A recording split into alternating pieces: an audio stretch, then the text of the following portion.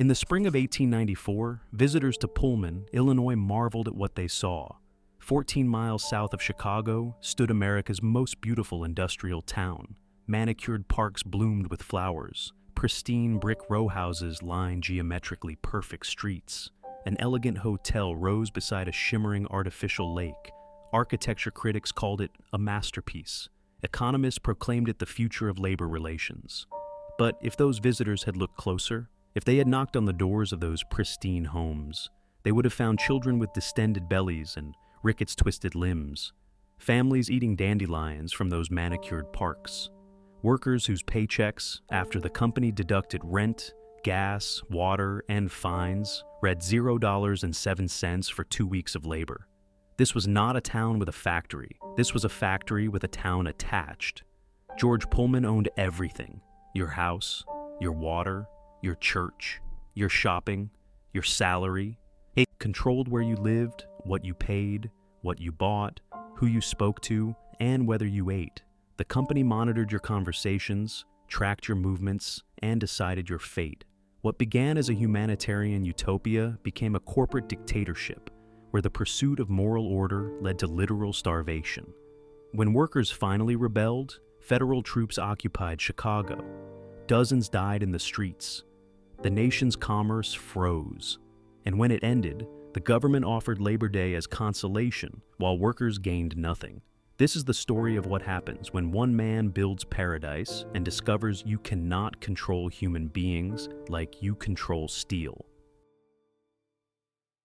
If you enjoy uncovering the darker histories hidden behind grand estates, you're welcome to subscribe and explore more with me. George Mortimer Pullman was born in 1831 in Brockton, New York. When he was 14, his family moved to Albion along the Erie Canal, and young George joined his father's business moving buildings to accommodate the canal's expansion. It was delicate, dangerous work that taught him physical reality could be reshaped. With the right tools, the right plan, and absolute control over every variable. He carried this lesson to Chicago in the 1850s. The city, built on swampland, was drowning in its own filth. City officials decided to raise the entire city 10 feet. Using thousands of jack screws and an army of workers moving in perfect coordination, Pullman lifted entire city blocks without breaking a single window. Hotels operated normally while being raised beneath their guests' feet. The feat confirmed his belief. With sufficient planning and control, he could reshape the world itself. But it was a miserable overnight train ride that would define his empire. Traveling from Buffalo to Westfield, New York, Pullman endured cramped berths, filthy linens, no ventilation, constant noise. Drawing on his experience with canal boat sleeping quarters, Pullman designed a railroad car that would transform overnight travel from ordeal into luxury. His first successful car, the Pioneer, debuted in 1865 at $20,000, 4 times the cost of typical railroad cars. It featured hand-rubbed woodwork, Brussels carpeting, marble washstands, and chandeliers. But it was too wide and too tall for existing infrastructure. Then President Abraham Lincoln was assassinated. Pullman offered the Pioneer for the funeral cortege. Railroad companies hastily modified platforms to accommodate it. Thousands of mourners saw the magnificent car. The Pioneer became famous overnight. More important than any invention was his business model. Pullman didn't sell his cars to railroad companies. He leased them. Railroads attached Pullman cars to trains. Passengers paid extra, and Pullman pocketed the premium while retaining complete control. It guaranteed steady revenue and ensured every aspect of service remained under his absolute authority. By 1867, he had founded the Pullman Palace Car Company. By the late 1870s, he dominated the sleeping car industry and was becoming wealthy beyond measure, but wealth alone didn't interest him. He had studied Robert Owen's failed utopian community at New Lanark in Scotland. Owen had failed, Pullman believed, because he hadn't maintained sufficient control. Owen had trusted workers to govern themselves. Pullman would not make that mistake. Pullman's philosophy was simple and totalizing. Environment shapes character. Beautiful surroundings produce moral behavior. If workers lived in clean homes with access to culture and education, they would become model employees, sober, industrious, grateful, and compliant. "I have faith," Pullman often said, "in the educational and refining influences of beauty." But beneath this rhetoric lay a darker conviction. Workers were children who needed guidance. Left to their own devices, they would drink, agitate, and organize. They required constant supervision and an environment designed to mold their behavior. His paternalism wasn't kindness. It was a control mechanism, and it had to be profitable. Pullman demanded that every investment in his future town generate 6% annual return. The homes, the parks, the library, all had to pay. This embedded a fatal contradiction. How could a humanitarian experiment succeed if every gesture had to turn a profit? Pullman never acknowledged the tension. He genuinely believed he could make money and improve workers' lives simultaneously. By 1879, his company was producing railroad cars at an astonishing rate. But Pullman dreamed bigger. He envisioned a complete town where he controlled every variable, not just a factory, but the homes surrounding it, not just wages, but rents, not just working hours, but leisure time, a place where his theories could be tested and proven. He would build a city in his own image, and it would bear his name. Pullman believed he could design human behavior as precisely as he designed railroad cars. He was about to discover how wrong he was. In 1880, George Pullman purchased 4,000 acres of prairie and marsh 14 miles south of Chicago for $800,000. The location was deliberate, far enough from the city to be isolated, close enough to attract workers, bordered by Lake Calumet to the east and accessible only by the Illinois Central Railroad, which Pullman had significant influence over. Every person entering or leaving his future town would do so on terms he could monitor and control. The land was empty, flat, and perfect for his purposes, a blank canvas on which to paint his vision. He hired Solon Spencer Beeman, a 26-year-old architect, to design both factory and town. Nathan Barrett, a landscape architect, would handle the parks and green spaces. Pullman gave them clear instructions. Build something beautiful, something functional, and something that would demonstrate his philosophy to the world. But above all, build something that would generate his required 6% return on investment. Construction began with the factory. This was the heart, the reason for everything else. By the spring of 1881, the Pullman Palace Car Works stretched across hundreds of acres. Foundries where molten iron was poured, machine shops where precision parts were manufactured, paint shops where elaborate decorative work was applied, woodworking facilities that produced the fine cabinetry for which Pullman cars were famous. The complex was designed for vertical integration. Raw materials entered at one end, finished railroad cars emerged at the other. By 1881, it was the largest railroad manufacturing plant in the world. At the factory's core stood the coreless steam engine, a 1,000 horsepower beast that powered the entire operation. Its massive flywheel turned constantly, driving belts and shafts that ran to every building in the complex. The rhythmic pounding of the coreless engine was the heartbeat of Pullman, heard throughout the factory and into the town itself. Workers joked that the engine never slept, and neither did Pullman's expectations. Rising 135 feet above the factory stood the water tower, visible from every point in the town. It held 50,000 gallons and supplied the entire community. But it was more than infrastructure. It was a symbol. Wherever you stood in Pullman, you could look up and see that tower, a constant reminder of who provided your water, who controlled your most basic need. The company's omnipresence made visible in brick and steel. By 1883, the factory was producing one completed railroad car per day, an astonishing rate of production. 5,600 workers labored in shifts that kept the machinery running almost continuously. Pullman had created an industrial machine of unprecedented efficiency, but the factory was only half of his vision. The town rose simultaneously, built by many of the same workers who would eventually live there. Pullman insisted on all-brick construction, revolutionary for its time. Most industrial towns were thrown together with cheap wood that rotted and burned. Pullman's town would be permanent, fireproof, a monument to order and planning. A brickyard was established south of the site to supply the millions of bricks required. The result was what newspapers called the first all-brick city in America. Beeman designed the workers' homes in the Queen Anne style, Steep roofs, bay windows, decorative gables. Romanesque arches graced the larger buildings, lending them an air of permanence and classical dignity. Every street was lined with trees. Arcade Park, at the town center, featured curving paths, flower beds, and a small artificial lake. Visually, Pullman was stunning. Visitors compared it favorably to the finest residential neighborhoods in Chicago. But the beauty concealed mechanisms of control that were designed into the town's very architecture. There was effectively one entrance and exit to Pullman, monitored by company security. The Illinois Central Railroad tracks formed a barrier on one side, Lake Calumet on another. You could not easily slip in or out unnoticed. The company owned every building, every pipe, every wire. Not a single structure could be purchased by residents. All were rental properties, and all rents flowed back to the Pullman Company. Housing was arranged hierarchically. Managers and skilled foremen lived in the larger, more attractive homes near Arcade Park, away from factory noise. Unskilled workers lived in smaller units closer to the factory's constant racket and coal smoke. Your address announced your status in Pullman's industrial hierarchy. The town was dry, officially. George Pullman, a committed temperance advocate, prohibited saloons. Workers could not buy alcohol within the town limits.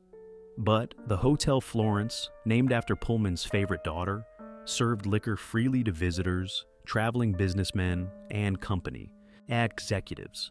The hypocrisy was not lost on workers who had to travel to neighboring Kensington or Roseland if they wanted a drink.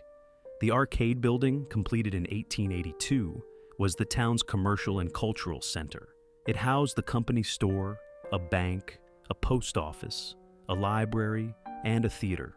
Every one of these enterprises was owned and operated by the Pullman Company. The library required a membership fee. The theater showed only performances approved by company management. The bank held workers' savings and processed their paychecks. The company store sold groceries, clothing, and household goods at prices set by the company. Workers quickly discovered that prices at the arcade were higher than in Chicago or surrounding towns, but shopping elsewhere required time and travel that exhausted workers could ill afford. The market hall operated similarly. This was where you bought fresh meat, produce, and staples, all from vendors who paid rent to Pullman and understood that their leases depended on the company's goodwill. Competition was non-existent. The company controlled supply. The greenstone church, built of gray-green serpentine stone, was architecturally magnificent. Its soaring spire could be seen throughout the town. But Pullman charged such exorbitant rent for the building that only one congregation could afford it, his own Presbyterian church. Other denominations, Catholic, Lutheran, Methodist, held services in rented rooms above shops or in makeshift spaces. Pullman had built a cathedral and priced ordinary workers out of worshiping in it. The infrastructure systems revealed the same pattern. The gas works, the water works, the sewage treatment facility, all were company-owned and company-operated. Workers paid for gas and water through automatic deductions from their paychecks. The rates were set unilaterally by the company. There was no municipal government to appeal to, no elected officials to petition. The Pullman Company was the government, and every element of this infrastructure, every amenity, had to generate that 6% return. Pullman kept meticulous books. The town was not charity, it was investment. Rents were calculated to exceed the cost of construction and maintenance by the required margin. The result was that workers in Pullman paid 10 to 25% more in rent than workers in comparable housing in South Chicago, Roseland, or other nearby communities. They paid more for gas, they paid more for water, they paid more for groceries. The beautiful homes came at a premium that many could barely afford even in good economic times. By 1883, Pullman's population exceeded 8,000. The factory employed 5,600 workers, with more arriving each month. The town was internationally famous. Newspaper articles celebrated it. Reformers studied it. Architects sketched it. George Pullman had created exactly what he envisioned, a complete environment where he controlled every variable, a place where his theories about environment and morality could be tested at scale. But control has costs that accountants cannot measure. Workers noticed that the company knew everything: who was behind on rent, who had been seen talking with union organizers from Chicago, who had complained about working conditions. The surveillance was pervasive but invisible, woven into the social fabric of the town. Foremen reported to supervisors. Supervisors reported to management. Everyone watched everyone, because speaking carelessly could cost you your job, and losing your job meant losing your home. Pullman had built a machine, not just the factory, but the town itself. A machine for converting human labor into railroad cars and profits.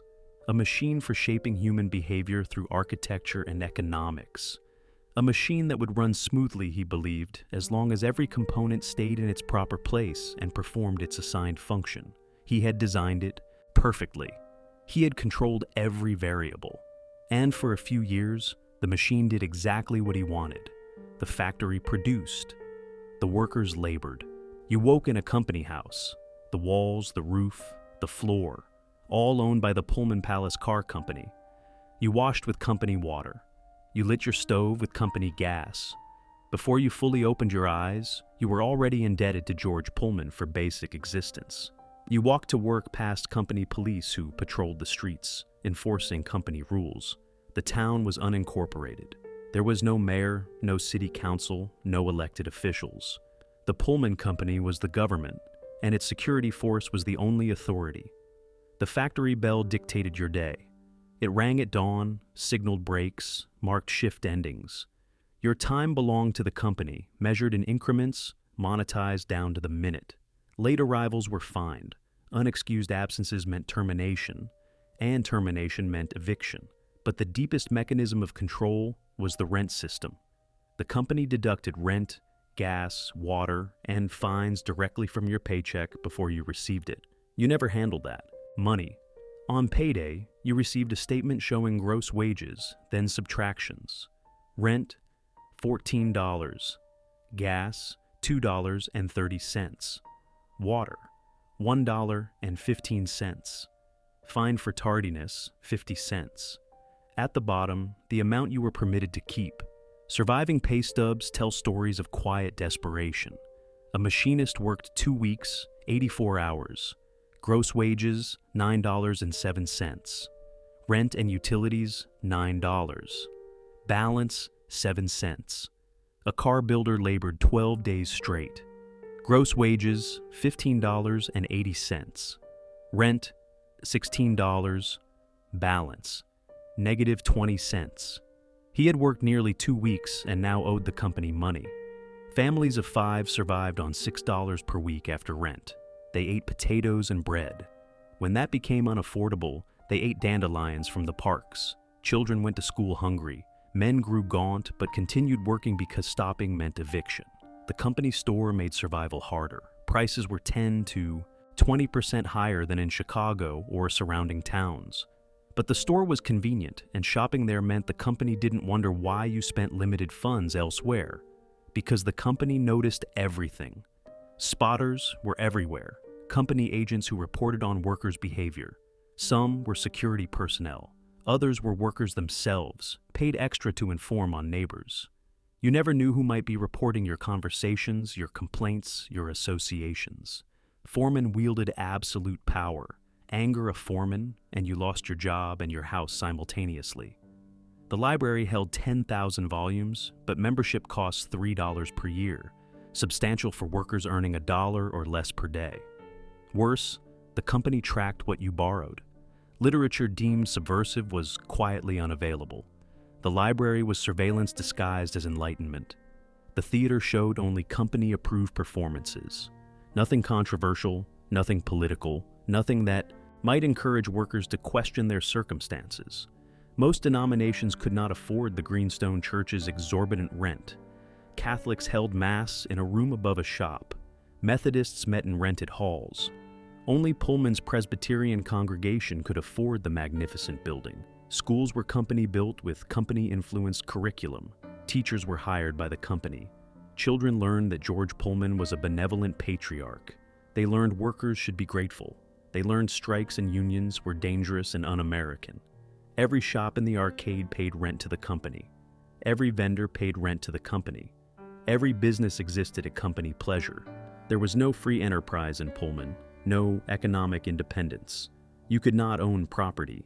You could not vote in local elections because there were no local elections. You could not hold union meetings. Such gatherings were prohibited. You could not speak freely. Every word might be reported. Every complaint noted. The isolation was carefully engineered. Pullman was surrounded by prairie and marsh. Workers said they were living under the company's thumb. You could not escape scrutiny. You could not find privacy. Your home, your family, your thoughts, all existed within a system designed to extract maximum labor while minimizing the cost of your survival. Women workers faced additional burdens. Employed primarily in sewing rooms and laundries, they earned 40 to 60% of men's wages. They were subject to the same surveillance plus additional moral scrutiny. A woman seen speaking with a man, not her husband, might be questioned.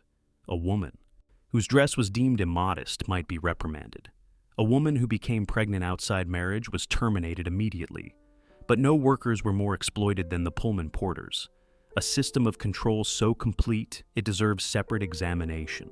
George Pullman hired black men almost exclusively for porter positions, many of them formerly enslaved. He presented this as humanitarian benevolence. The reality was he had identified the most captive workforce imaginable. Porters earned $27.50 per month for more than 400 hours of work, less than 7 cents per hour. They had to purchase their own uniforms, shoe polish, and lodging. They were expected to survive on tips, but passengers often didn't tip black workers. Every porter was called George, regardless of actual name, systematic dehumanization that erased individual identity. They had no sleeping berths, napping on seats when possible. They were subject to instant dismissal for any perceived slight, and they could not escape. Where else could black men find employment in Jim Crow America? Pullman knew this and exploited it ruthlessly. The opportunity he offered was a gilded cage. The porters' eventual organizing efforts would reveal how this exploitation ultimately created the networks and skills that fueled the civil rights movement.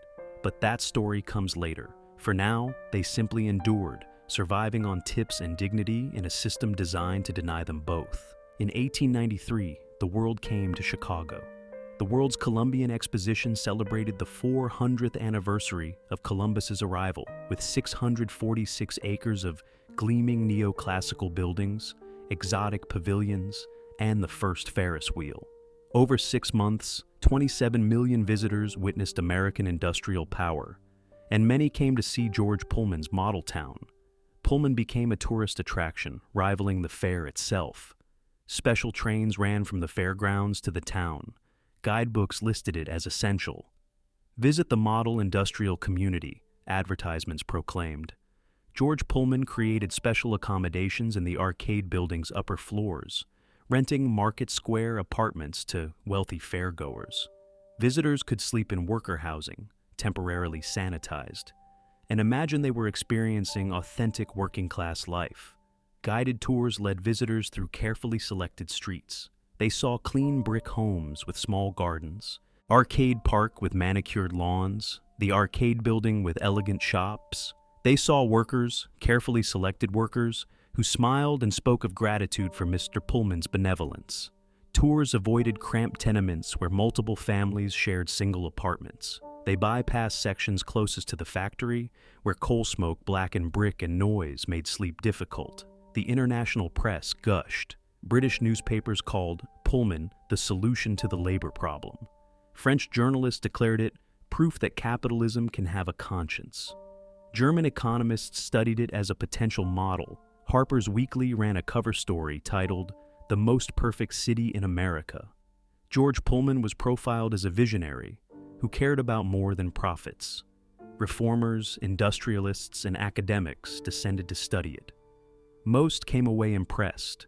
Even Richard Ely, the economist who had criticized Pullman in 1885 as un-American paternalism, admitted during a 1893 return visit that the town was physically beautiful and clearly superior to urban tenement slums. The architecture was undeniable. The order was seductive. In the fair's transportation building, Pullman's display occupied a place of honor. full-scale models of sleeping cars, dining cars, and parlor cars demonstrated the luxury that had made Pullman synonymous with first-class travel. Visitors connected the beautiful cars to the beautiful town and concluded that George Pullman had discovered something important about industrial organization. But visitors saw only what the company wanted them to see. They did not see workers living 2 and 3 families to apartments designed for one. They did not see children with distended bellies and bowed legs of malnutrition. They did not see the fear in workers' eyes, the knowledge that speaking honestly could cost them everything. The company had spent months preparing. Fresh paint covered weathered facades. Deferred. Repairs were completed. Landscaping was perfected. Streets were swept multiple times daily. Certain families were selected as model families, workers whose homes would be open for tours, who could be trusted to say the right things, to perform contentment for audiences who would never understand they were watching theater. The performance was nearly perfect.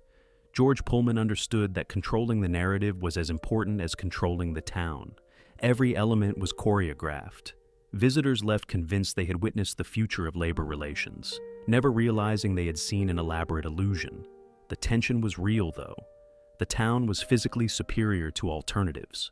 Workers in New York's Lower East Side lived in lightless rooms with no running water or sanitation. Chicago's stockyard neighborhoods were hellscapes of mud and disease. By comparison, Pullman's brick homes with indoor plumbing were luxurious. Critics struggled to answer. If beauty is oppression and order, is control, what is squalor, what is chaos? But even as visitors marveled, disaster was unfolding. The Panic of 1893 had begun in May, triggered by railroad overbuilding and bank failures. By summer, the nation was plunging into its worst depression. Banks collapsed. Railroads declared bankruptcy. Unemployment soared above 20%. By September, while the fair was still running and tourists still touring, the company was cutting wages. First 10%, then another 15%. By fall, wages had been slashed 25 to 30%. But rents remained unchanged. When workers asked why, management explained with cold logic. Wages and rents were separate ledgers. Wages reflected market conditions. Rents reflected property values. The two had nothing to do with each other. That this made survival impossible was not the company's concern. The juxtaposition was surreal. Visitors stood in Arcade Park, admired the flowers, and declared Pullman a utopia. 50 feet away inside those beautiful brick homes, families rationed food, children cried from hunger, and parents calculated whether they could afford heat as winter approached. Winter, 1893 into 1894, brought undeniable suffering. Families were starving in America's most beautiful town. Children scavenged in parks for anything edible. Women pawned possessions to buy flour. Men grew desperate and hollow-eyed. Pay stubs showed balances of pennies after rent deductions. Some workers owed the company money after working full weeks. George Pullman's showcase had become a cage. The world had toured his achievement at the moment it was transforming into horror, and the workers, who had smiled for tourists and played their assigned roles, were beginning to understand that beauty without freedom was not paradise. In the early 1880s, workers genuinely felt fortunate to live in Pullman. Compared to Chicago's fetid tenements and shanty towns surrounding other factories, Pullman was paradise. The homes had indoor plumbing, gas lighting, and solid construction. Children could play in parks instead of muddy alleys. Workers told themselves that high rents and constant surveillance were reasonable prices. Many were grateful, but gratitude curdled into resentment by the late 1880s. Small strikes erupted among craft unions protesting specific grievances. The companies suppressed each quickly, firing leaders and blacklisting them. More significantly, the company tightened control after each labor action. The surveillance network expanded. Foremen received explicit instructions to identify and report any worker showing signs of discontent. By 1890, a climate of fear had settled over the town. Workers learned not to speak freely, even in their own homes. Walls were thin. Neighbors might be informants. One incident became legendary. A machinist's wife complained to a neighbor about the impossibility of paying rent. Within a week, the machinist was fired for unsatisfactory work performance. Everyone understood the real reason. The neighbor had reported the complaint. The message was clear. Even private conversations were monitored. The company's paranoia about unions intensified. Manufacturers shared blacklists of workers suspected of union sympathies. A worker fired from Pullman for organizing would find himself unemployable throughout Chicago's industrial sector. Company agents attended union meetings in Chicago, noting which Pullman workers showed up. Those workers would be terminated upon their next shift. Foremen submitted regular reports identifying potential agitators. The economic vice tightened through the early 1890s. Between 1890 and 1893, rents increased incrementally while wages stagnated. The company justified increases by citing property improvements and inflation. Company profits remained healthy. Dividends to shareholders continued at 8%. The money existed. It flowed upward to investors rather than remaining with workers as wages. The philosophical shift among workers was profound. In early years, workers said, "We're lucky to live here." By 1893, the refrain had changed to, "We're trapped here." The physical beauty, once a source of pride, became oppressive. The elegant architecture reminded them daily that they lived in someone else's vision, someone else's property, someone else's control. Then the Depression struck, and the transformation accelerated with brutal speed. In May 1893, the Pullman Company laid off more than 3,000 workers. Those who lost jobs received 30 days to vacate. Families who had lived in Pullman for a decade faced homelessness amid economic collapse. In September 1893, the company began rehiring workers at wages 25 to 30% lower than before layoffs. Rents remained exactly the same. When workers protested, management explained, wages reflected current market conditions and reduced revenue. Rents reflected property values and fixed costs. The Depression had affected the company's income, so wages fell. But it had not affected home values, so rents would not fall. The mathematics were impossible. His total needs were $13 weekly. His wages were $9.48. The deficit was $3.52 per week. There was no way to make it work. Real pay stubs tell the story. Families made impossible choices. Children were pulled from school to work in the factory. Women took in washing or piecework sewing. Families ate dandelions gathered from parks. Some caught rats. Malnutrition became endemic. Rickets and scurvy appeared among children. Adults grew weak but continued working because stopping meant eviction. Workers organized delegations to plead with management. "We cannot survive on these wages at these rents," they explained. "Our children are starving." The company's response never varied. "We have nothing to arbitrate. Wages and rents are separate matters determined by independent factors." George Pullman's personal behavior during the crisis revealed his disconnection from the suffering he had created. He continued living in his Prairie Avenue mansion worth $500,000. He maintained his summer estate in New Jersey. He served on corporate boards and attended galas. His life continued without disruption. He refused to meet with workers' committees. When reporters asked about the situation, Pullman's response was chilling. "The workers have no basis for complaint. They are free to leave if they are dissatisfied." That elsewhere did not exist during a depression with 20% unemployment was, to Pullman, irrelevant. His statement revealed the fundamental fraud of his paternalism. Workers were not free to leave. Leaving meant homelessness. It meant unemployment with no jobs available. It meant blacklisting. Pullman's freedom was an ultimatum. Accept our terms or face destruction. By May 1894, the transformation was complete. The model town that was supposed to prove capitalism could be moral had instead demonstrated that capitalism's need for profit would always override any commitment to workers' welfare. Paradise had been revealed as prison. And inside that prison, workers who had endured in silence for years, who had accepted surveillance and control in exchange for clean streets and indoor plumbing, who had convinced themselves that gratitude was appropriate. Those workers were finally, irrevocably done. The company had pushed them past endurance. Something would have to break. By spring 1894, desperation had eroded fear. Workers who had spent years keeping their heads down finally reached breaking point. In April, workers from various departments began meeting secretly. They formed a 46-member grievance committee representing every factory section. It was an act of extraordinary courage. Simply joining meant risking everything: your job, your home, your family's survival. On May 5, the committee formally requested a meeting with management and issued a clear threat: negotiate or face a strike. 2 days later, the committee met with Vice President Thomas Wicks and other officials. The workers' demands were straightforward: restore wages to pre-depression levels or reduce rent. They showed pay stubs with balances of pennies. They described families subsisting on dandelions. Wickie's response was cold and final: it is impossible to raise wages. The company cannot afford it.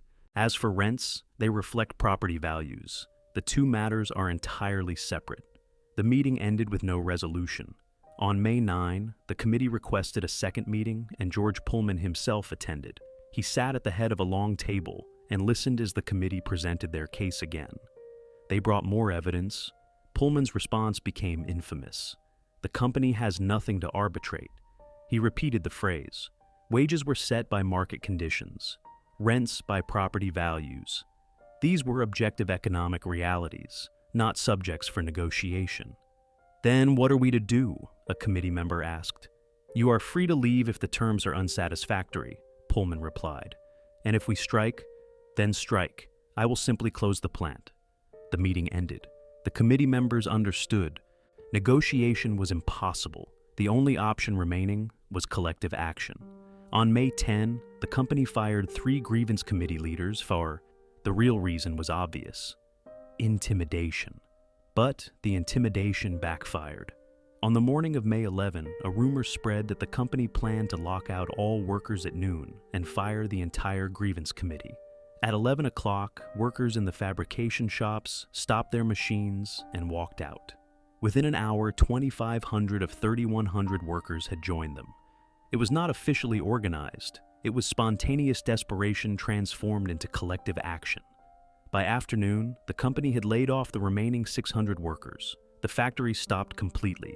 For the first time since 1880, the Corliss engine fell silent. No steam whistles, no hammers. The vast complex stood empty and quiet. Workers found the silence eerie, almost frightening. The machine had stopped. Into this crisis stepped Eugene V. Debs and the American Railway Union. Debs had founded the ARU just 1 year earlier with a revolutionary premise: organize all railroad workers, regardless of craft, into a single industrial union. Previously, railroad workers had been divided by trade, which weakened them. The ARU united them, and its power had been demonstrated months earlier when it successfully struck the Great Northern Railroad. George Howard, the ARU's vice president, had been quietly organizing Pullman workers since March.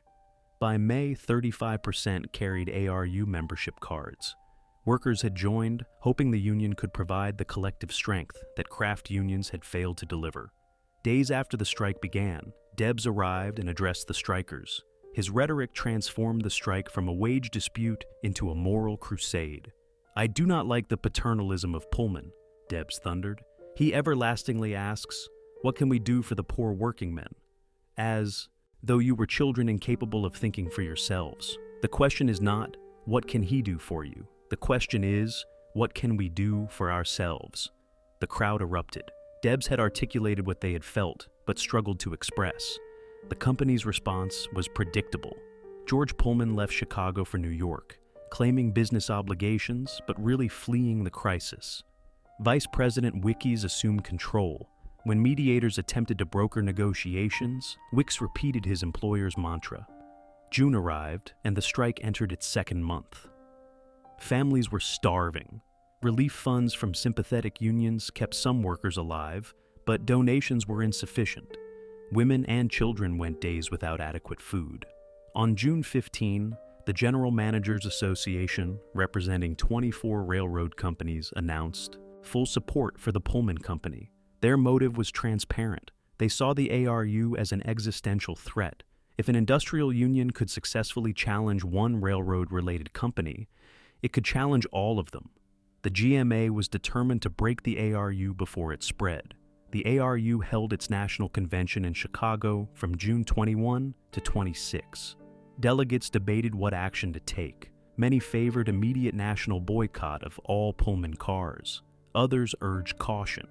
On June 26, after days of debate, the delegates voted, if the Pullman Company did not agree to arbitration by that afternoon, ARU members nationwide would refuse to handle any train carrying Pullman cars.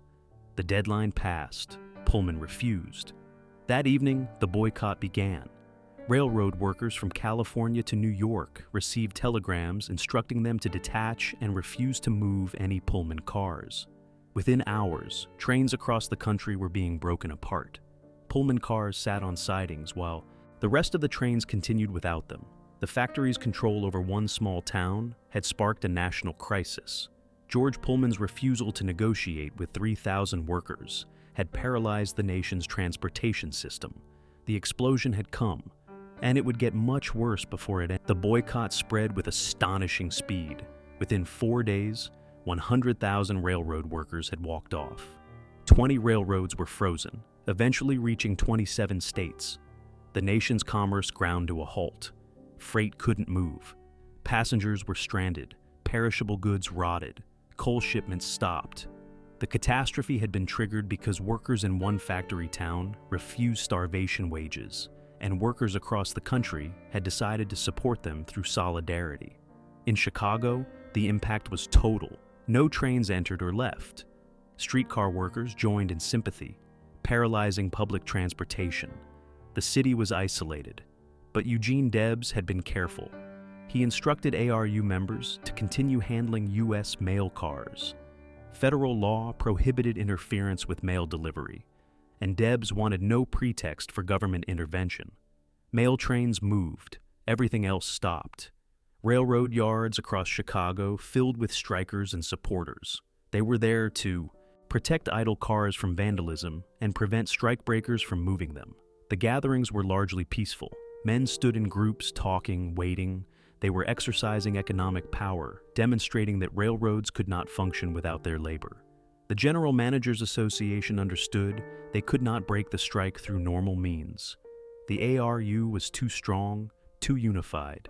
Individual companies firing strikers, Walker immediately hired 400 unemployed men, deputized them as U.S. Marshals, and sent them to guard railroad property.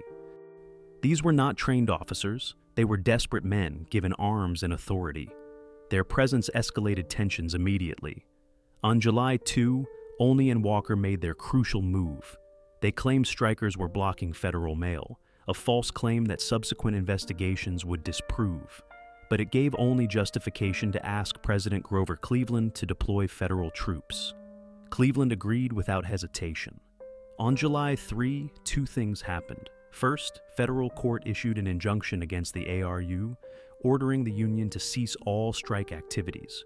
This was the first time a federal injunction had been used to break a strike, a constitutional crisis. Second, the first federal troops arrived. 1,000 soldiers, sent without request or consent of Illinois Governor John Peter Altgeld. Altgeld was furious. He had not requested federal assistance. The state was capable of maintaining order. The deployment violated principles of federalism and state sovereignty. Altgeld sent Cleveland a blistering telegram calling the intervention unconstitutional and demanding withdrawal. Cleveland ignored him. July 4 dawned with Chicago under military occupation. 1,000 troops quickly swelled to 14,000. Federal soldiers, deputized marshals, local police, and state militia deployed to break the strike. Railroad yards that had been relatively peaceful now bristled with armed men. Thousands of unarmed strikers faced thousands of armed federal soldiers. On July 5, violence erupted. A railroad agent attempting to move a train fired his weapon at a man who had been heckling him. The striker fell dead. The crowd exploded. Railroad cars were overturned. Fires were set. Hundreds of cars burned. Federal troops moved in with bayonets fixed. They fired into crowds. Bodies fell. The national press went into hysterics.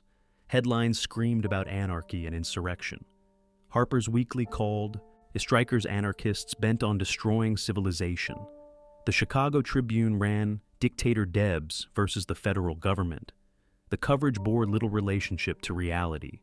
These were desperate workers who had been starved into striking, supported by others who believed in solidarity. The casualties mounted. Over 3 days, more than 30 people were killed and 57 wounded.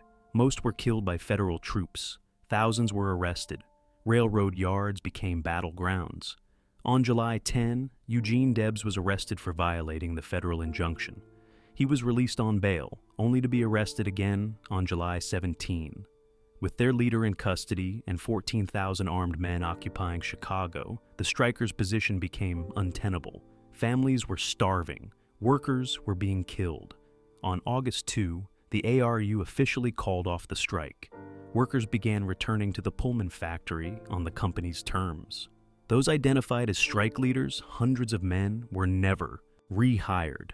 They were blacklisted throughout the industry. The Pullman Company had won completely. There would be no wage increases, no rent reductions, no negotiations. Workers returned to the same impossible mathematics that had driven them to strike. The ARU was destroyed. It never recovered.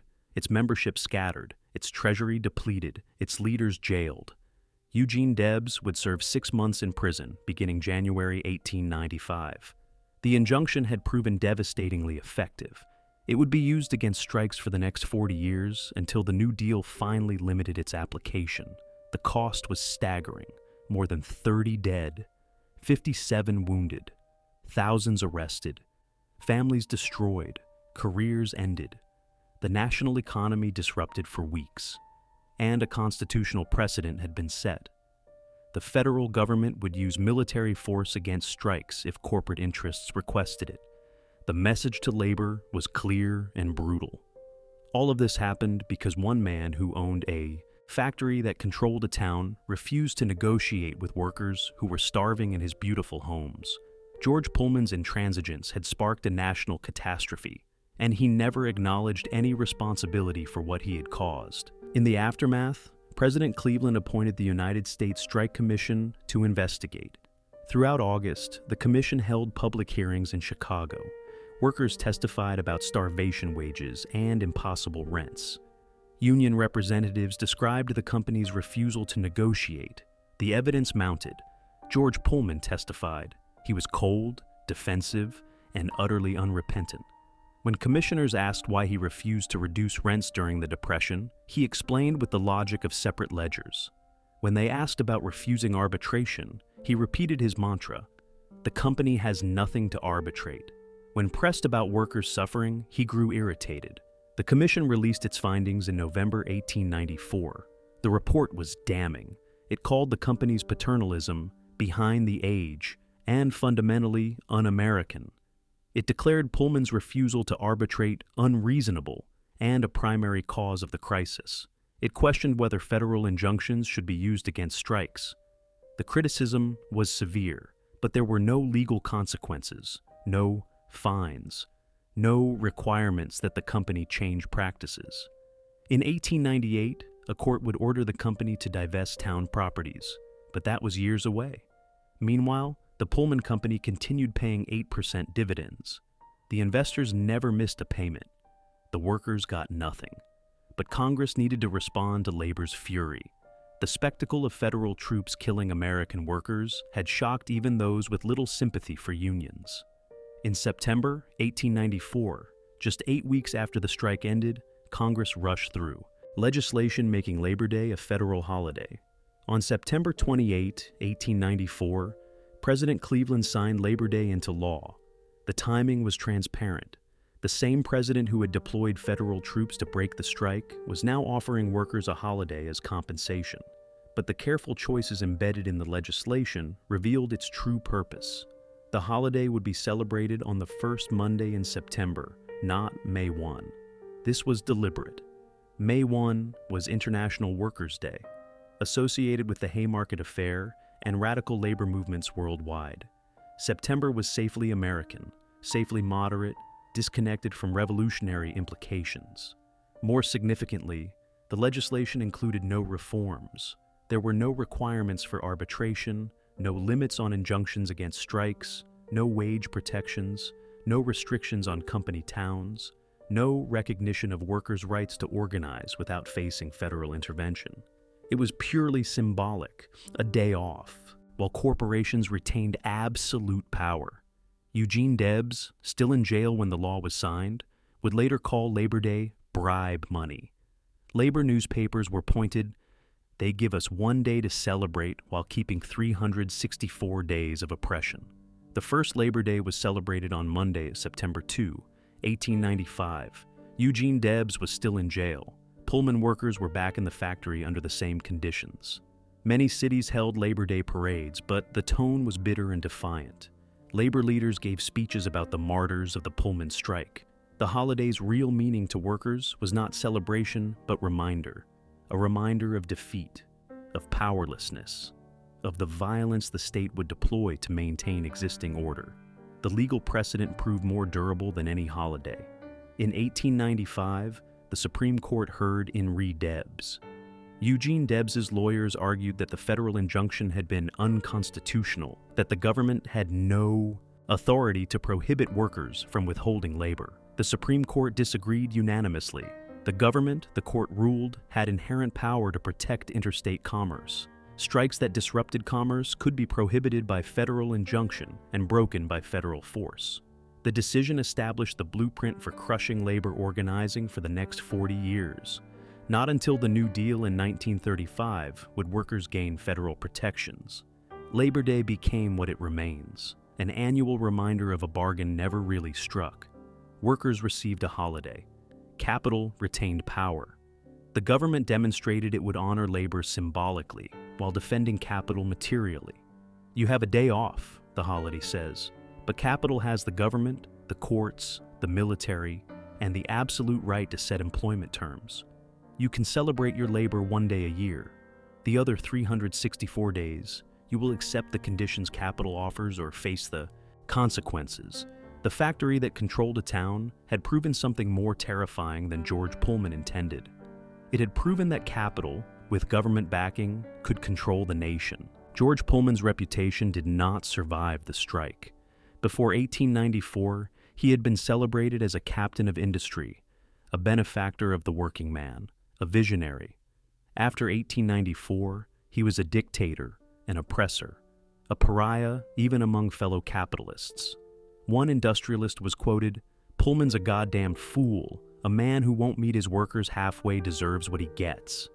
This was not sympathy for labor. It was contempt for poor judgment.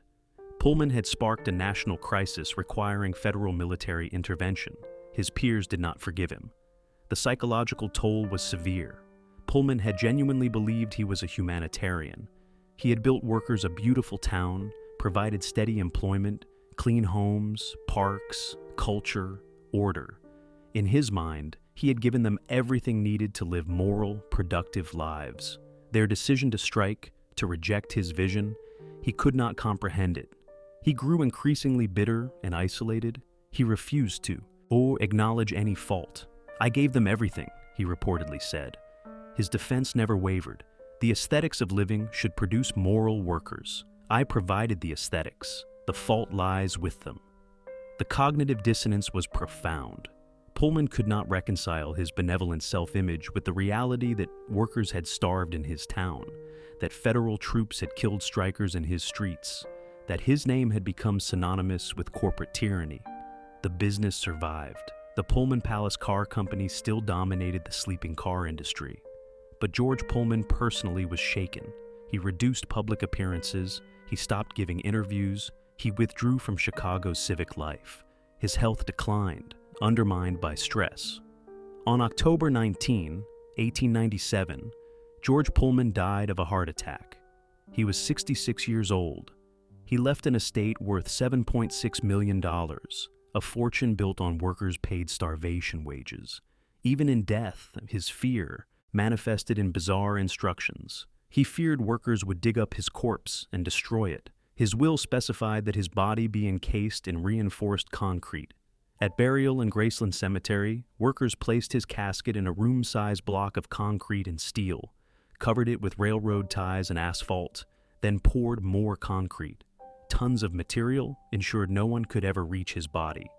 Eugene Debs wrote a succinct eulogy. "George M. Pullman, the man who gave his name to the palace car, is dead. He is on equality with toilers now. The company continued without him. Robert Todd Lincoln became president. In 1899, the corporate name was simplified to the Pullman Company. Beginning in 1898, the company began selling off town properties. Workers were finally allowed to purchase their homes. Most could not afford to. The surveillance diminished, the control loosened, but the damage had been done. The company remained the largest employer of blacks. Workers in America continuing to hire porters under conditions that had changed little. Wages remained near starvation until 1937, when the Brotherhood of Sleeping Car Porters finally won recognition. The factory expanded through World War I and into the 1920s.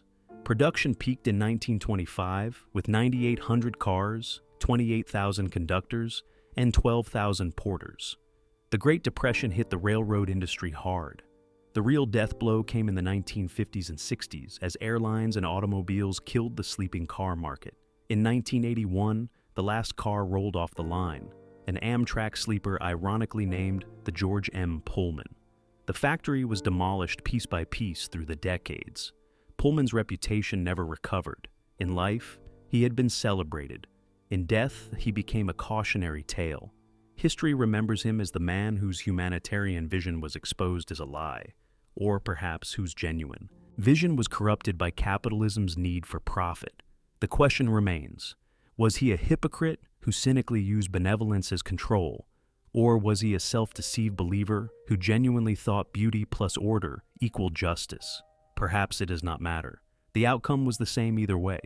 Workers starved in his paradise. Whether he intended cruelty or merely failed to see it, the suffering was identical. Of all Pullman's workers, the porters were the most exploited and most forgotten, yet their story would ultimately have the most profound impact on American history. George Pullman hired black men almost exclusively for porter positions, many of them formerly enslaved. He paid them $27.50 per month for more than 400 hours, less than 7 cents per hour. He justified this with casual racism. Black men were naturally suited to service. It was not exploitation, he claimed, but providing employment to those grateful for opportunity. The system was exploitation refined to its purest form. Porters had to purchase their own uniforms, shoe polish, and lodging. They were expected to survive on tips, but white passengers often refused to tip black workers. Every porter was called George. Systematic dehumanization that erased individual identity. They had no sleeping quarters, catching sleep in smoking rooms, linen closets, or empty seats. They worked 20-hour stretches, constantly enduring racial slurs in silence because objecting meant instant termination, and they could not quit. Where else could black men find employment in Jim Crow America? Pullman knew this and exploited it ruthlessly. The opportunity he offered was a gilded cage, but there was an unexpected consequence. Porters traveled. They saw the entire country. They developed networks spanning cities and regions. They became information conduits for black communities isolated by segregation. A porter working Chicago to Los Angeles could carry news, messages, newspapers, and ideas between black communities with few other means of communication. Through this travel, porters gained sophistication and confidence that challenged the subservient role white society assigned them. Despite low base wages, some earned decent money through tips, investing in their children's education. Porter families became part of a small but growing black middle class. As early as 1909, porters attempted to organize. The company crushed that effort immediately. Through the 1920s, more attempts were crushed. The Pullman Company used the same surveillance tactics it had perfected in the town. Spotters on trains, informants among porters, blacklists shared across the industry.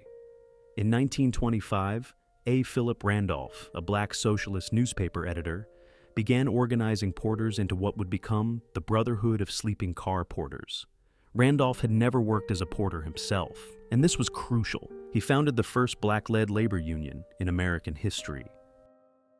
The Pullman Company fought it with every weapon available. The struggle lasted 12 years of organizing in secret, of meetings in churches and private homes, of porters risking everything to join a union that might never win.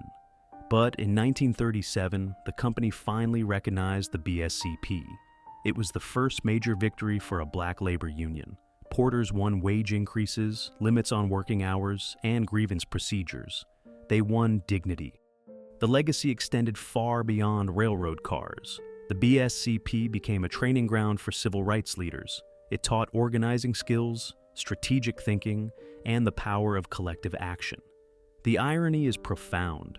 George Pullman believed he could control black workers more completely than any other labor force. His attempt to control black workers ultimately empowered them. The skills they learned, resisting his company, became the skills they used to dismantle segregation itself. Today, the Pullman neighborhood still exists on Chicago's far south side. About 50 buildings remain from the original town. The Hotel Florence has been restored and now operates as a museum. The Greenstone Church still houses an active congregation. Row houses still line some streets, some preserved, others rebuilt. The arcade building stands partially preserved. The clock tower rises above the neighborhood. But 90% of the factory complex is gone. But there is an erasure problem. Most Americans have never heard of the Pullman strike. Labor Day is disconnected in public memory from its origins. The Pullman brand lives on in European luxury hotels and tourist buses, a symbol of elegance, not exploitation. Walking through Pullman today evokes complicated feelings. The beauty is still visible in architectural details, in street layouts, in the careful planning.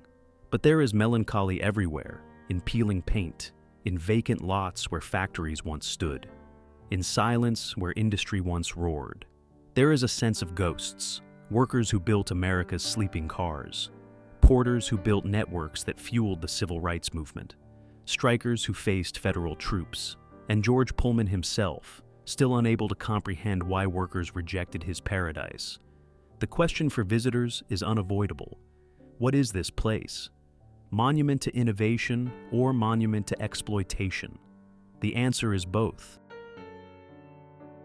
Fundamental truth about American capitalism that we have never resolved. George Pullman's experiment asked, can capitalism be moral? His answer was yes, if capitalists care about workers' environment. History's answer was definitive, no.